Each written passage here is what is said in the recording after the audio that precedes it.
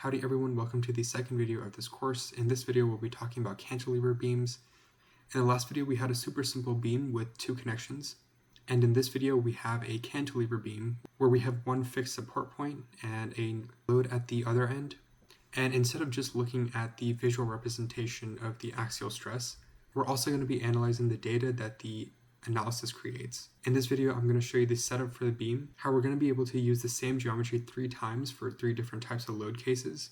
We'll also walk through all of the components and then compare the 3 ways to push on the beam.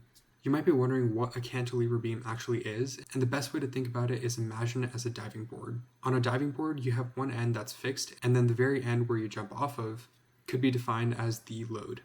That describes the cantilever, and another way you can think about this is where you have a ledge, something like a balcony, and no support underneath it. In architecture, we need to be able to simulate this and make sure our ledges don't collapse. You can see the comparison between the previous beam that we use and the new beam.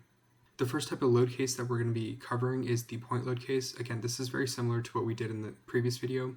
However, we're also going to show you the numbers behind this.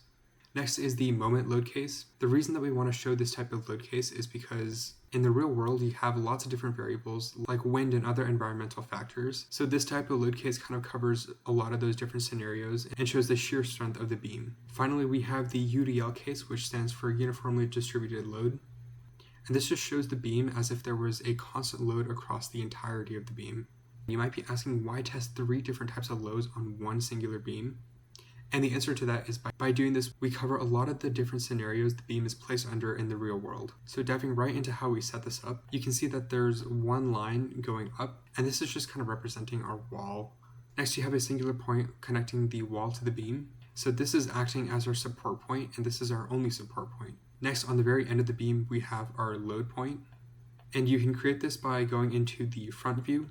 You can just draw 2 different lines here and then add a point here at the intersection of these 2 lines and then at the very end. Next, we introduce the grasshopper side of this, and this file might seem a little bit overwhelming, but it's actually a lot of the same components from the previous video. All of the different sections are organized by what they do. And again, I urge you to create these yourself, just so that way you start understanding exactly what each of these components do. In this section here, we're just taking our beam and just defining it. We're also defining the load point, and finally, we're also showing the support point. That feeds into each of our 3 different types of cases. Again, the point load case is very similar to the previous video. We create the load so that way Karamba can understand it, then we assemble the final model, then we analyze it and run the model view.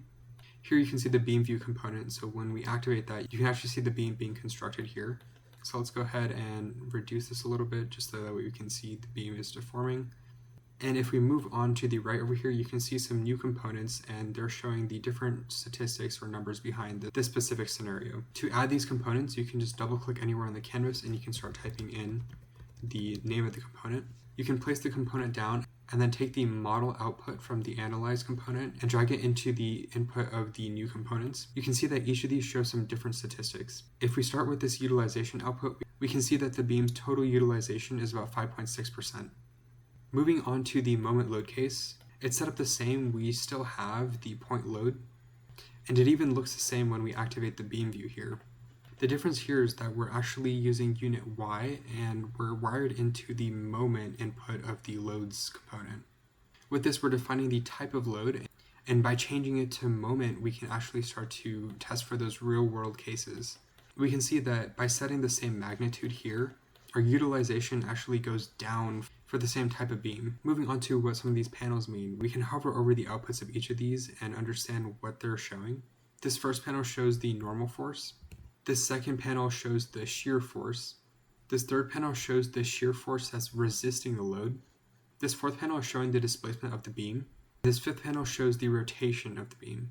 Moving on to the UDL case, we can see that this slider is affecting this beam load component, and instead of a point load, we're setting it to a block load.